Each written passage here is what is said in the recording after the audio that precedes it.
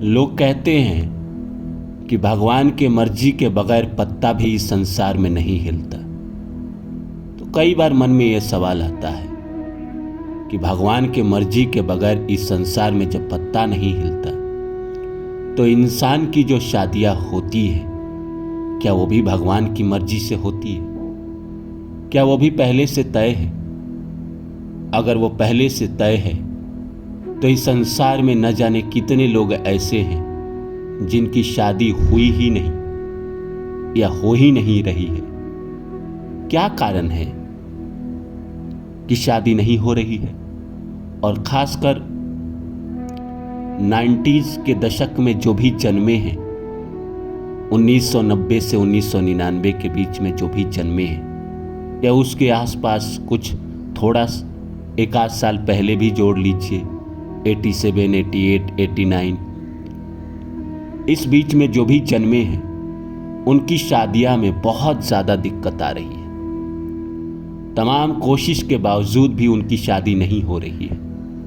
कई लोग मुझसे कहते हैं कि फैमिली वाले भी कोशिश कर रहे हैं, माता पिता अलग कोशिश कर रहे हैं, मेरे भाई बहन अलग कोशिश कर रहे हैं, रिश्तेदार अपने हिसाब से अलग कोशिश कर रहे हैं, मैं अलग कोशिश कर रहा हूँ। तमाम कोशिश के बावजूद भी शादी नहीं हो पा रही है। इसका क्या कारण है? क्या ये प्रारब्ध के कारण हो रहा है? क्या पीछे के जन्म में ऐसे कुछ कर्म हैं जिसकी वजह से इस जीवन में शादी वाला जो हिस्सा है उसमें अवरोध आ रहा है, रुकावट आ रहा है? तो नमस्कार दोस्तों, मेरा नाम है रानू बाबू और जैसा कि आप सभी जानते हैं कि मैं आपके लिए कहानी, कविता और मोटिवेशनल वीडियो लेकर आता हूं। इसी श्रृंखला में आज लेकर आया हूं, क्या शादी विवाह भी पहले से तय है?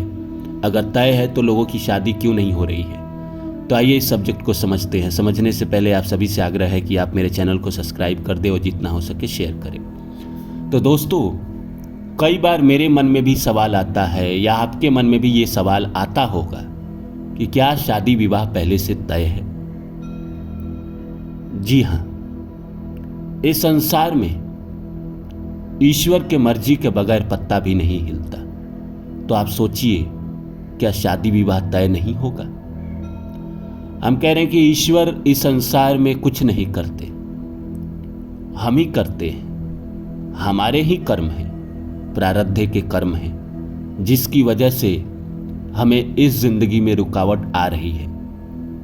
हमारे पेंडिंग कर्मा ऐसे हैं जो हमने किसी जन्म में अधूरा छोड़ा है, जिसकी वजह से इस जीवन में शादी वाले सेक्टर में हमें बहुत परेशानी आ रही है।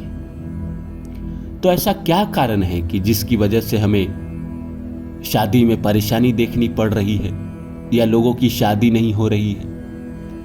इतना तो आप समझ लीजिए कि इस संसार में कोई भी हो, कितना भी बड़ा आदमी हो और कितना भी छोटा आदमी हो, उसकी शादी पहले से तय होती है और उसी इंसान से होगी जिस आदमी का कर्म उसके जीवन में बचा हुआ है।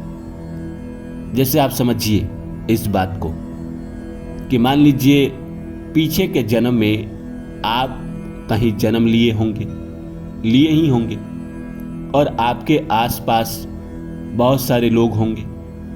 आपने किसी के लिए किया होगा, उसने आपके लिए किया होगा। कई इंसान ऐसे होंगे जो आपके लिए जीवन भर करते रहे होंगे, चाहे वो पैसों से मदद किए होंगे या शारीरिक रूप से मदद किए होंगे। जब भी आप मुसीबत में पड़ते होंगे तो आपकी वो मदद करते होंगे। पीछे के जन्म की मैं बात कर रहा हूँ। इस जन्म में जो आपका मदद कर रहा है या आप कर रहे हैं, वो आगे के जन्म में फलित होगा। पीछे के जन्म में जो आपने किया, जो आपके लिए किया, इस जन्म में आपका वो पेंडिंग कर्मा है। उस जन्म में उसने आपके लिए किया, इस जन्म में आपको उसके लिए करना पड़ेगा। अगर पेंडिंग कर्मा बहुत लंबा बन गया है किसी जन्म में, पीछे के जन्म में या उसके पीछे के जन्म में, तो वो इंसान आपकी जिंदगी में लौट कर आता है पति या पत्नी के रूप में, जिससे आपको उसके किए गए कर्मों को चुकाना पड़ता है। कई जन्म पहले उसने किया था आपके लिए। इस जन्म में आपको उसके कर्मों का हिसाब चुकाना पड़ेगा। अच्छा किया था तो अच्छे के रूप में, और बुरा किया था तो बुरे के रूप में। कई लोगों की शादी हो जाती है और शादी के बाद जीवन में कभी शांति नहीं रहती है, लड़ाई ही रहता है, लेकिन वो दोनों कभी अलग नहीं हो पाते हैं। तमाम लड़ाई तमाम झगड़े के बावजूद भी वो एक दूसरे से प्रेम करते हैं। और कई लोगों की ऐसी शादी होती है जिसमें बहुत स्मूथ होती है, दोनों एक दूसरे से बहुत प्रेम करते हैं। ये सब कहीं ना कहीं प्रारब्ध है, पीछे के जन्मों के कर्म के आधार पे ही आपको इंसान मिलता है। जिस आदमी का जैसा कर्म रहता है वैसे ही उसको इस जीवन में इंसान मिलता है, उससे उसकी शादी होती है। तो कई लोगों की शादी क्यों नहीं हो पाती है, ये भी एक सवाल है कि भाई हर इंसान ने जन्म लिया होगा प्रारब्ध में, हर इंसान ने किसी न किसी से मदद लिया होगा या किसी न किसी को मदद किया होगा। तो कुछ लोग ऐसे हैं जिनकी शादी नहीं हो रही है, इसका क्या कारण है? मैंने क्या बोला था कि जितने दिन का कर्म बाकी है उतने ही दिन वो आपकी जिंदगी में आएगा। जैसे मान लीजिए किसी इंसान की उम्र 35 साल हो गई है, किसी भी लड़की की या लड़के का, और उसकी शादी नहीं हो रही है, पर प्रारब्ध में जिस इंसान का उसके ऊपर कर्ज है या उसने किसी के ऊपर कर्ज डाला था कर्म करके, वो हो सकता है कि 20 साल या 30 साल या 35 साल का कर्म हो, तो उसको उम्र के 38 साल में वो कर्म एक्टिव हो रहा है, तो शादी भी 38 साल की उम्र में ही होगी। और कई लोग ऐसे भी होते हैं जिनके प्रारब्ध में कर्म नहीं बनते।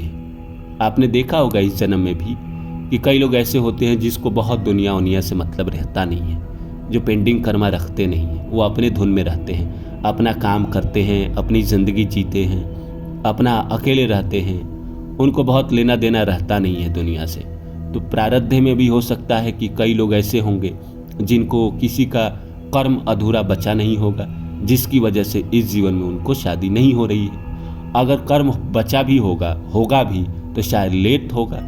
तो लेट जब होगा तो जब समय आएगा तो उनकी शादी हो जाएगी।